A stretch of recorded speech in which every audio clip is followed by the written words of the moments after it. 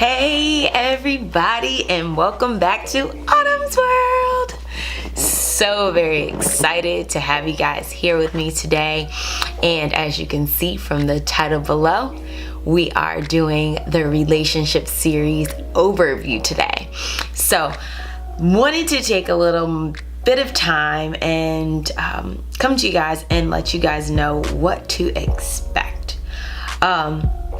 Sometimes we have expectations, other times we don't, but at the same token, I really want to share my heart with you guys and let you know where this series is derived from. So by a thumbs up, how many people have been in a relationship that did not work out well? Yes. Just go ahead and give this video a thumbs up because I know you've been that person. Hey, it's all of us, whether that's a relationship with our parents, siblings, loved one, significant other, friend, foe, whatever. There's been relationships throughout the duration of our lives that we've gone through and something didn't work out. So of course, this series is more on the lines of the romantic relationships that we've been in. I personally, myself, have had some turning points in my life based on some of the relationships that I've had. One in particular, when I was in college, I dated this guy and everything seemed to be so wonderful. Oh, it was so blissful.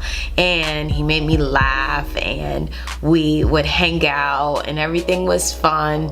And then he started going to church with me and it was just like, oh my God, everything's great. Yeah. So we would talk about our future, all the things that we wanted. But in my gut, there was something that was missing. And I ignored it because I had the guy that was giving me attention. He made me laugh and everything was seemingly positive. Then we got engaged. And everything in my world was like looking up. I was at the age I wanted to be, which was 22.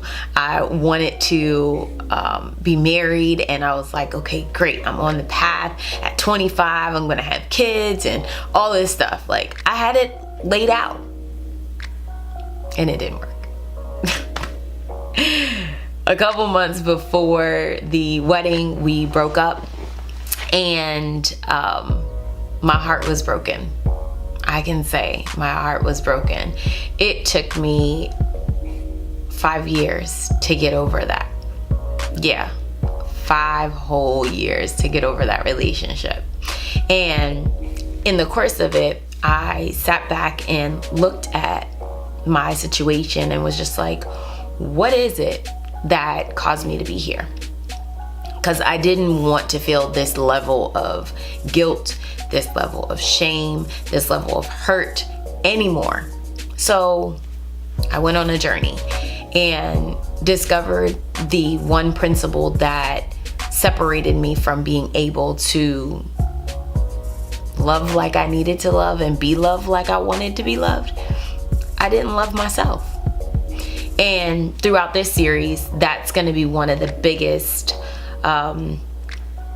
tales, biggest common denominators that we'll go back to is self-love. Hashtag self-love. And that's one of the biggest things that we as a people need, male and female just alike.